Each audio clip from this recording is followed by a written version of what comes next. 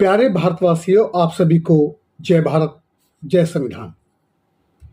मैं उमेश शंकर सार्जन, आप देख रहे हैं ब्लू पैंथर वॉइस। आज 26 नवंबर है। आज ही के दिन 26 नवंबर 1949 को डॉक्टर बाबा साहब भीमराव अम्बेडकर जी ने भारत का संविधान सभा को सौंपा था। संविधान बनने में 2 साल 11 महीने 18 दिन का समय लगा।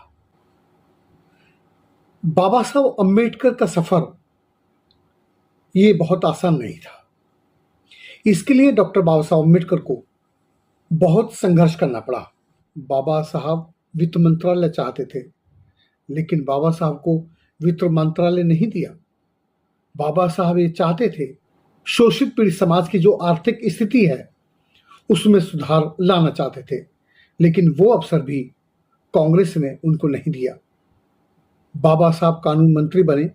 कानून मंत्री पद पर रहते हुए बाबा साहब ने बहुत सारे ऐसे कानून बनाए, बहुत सारे ऐसे कानून पास करवाए जिसमें शोषित पीड़ितों को सामाजिक न्याय मिल सके।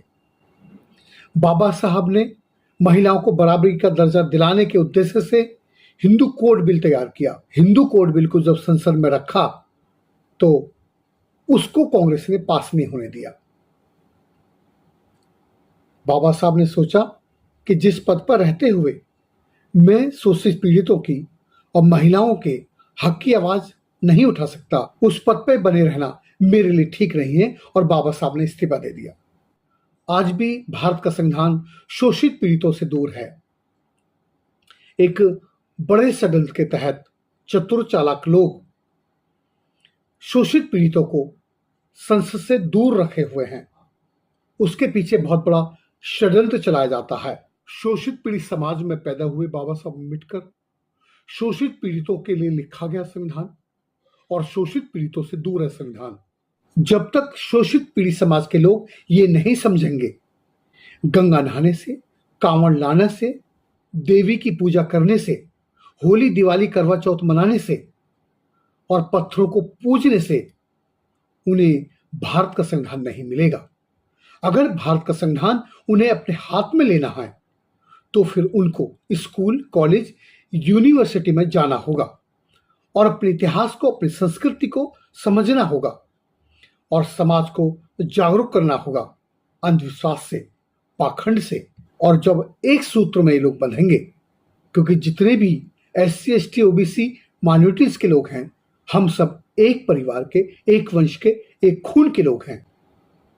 जब ये बात लोग समझेंगे तो एक आइडियोलॉजी होगी, एक मंच होगा,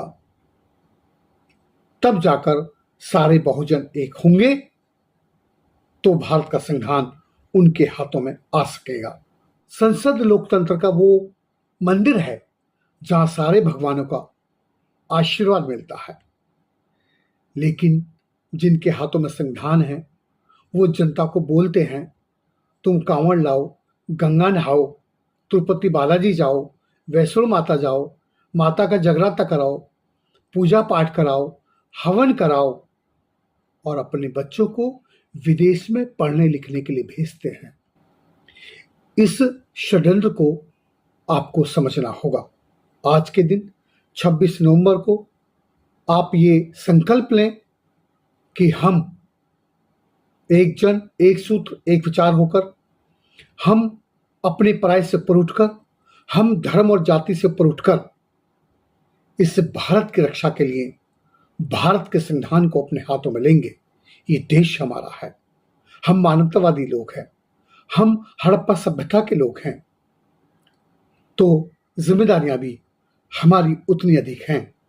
हमें त्याग की हर उस पराकाष्ठा से गुजरना होगा जहां मानव मूल्यों को स्थापित किया जा सकता हो।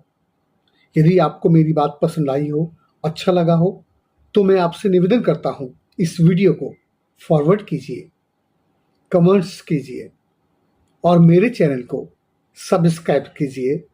ये मेरा नंबर है, हो सके तो मुझे मेरे नंबर पर फोन कीजिए। जय भीम, जय भारत, जय संविधान।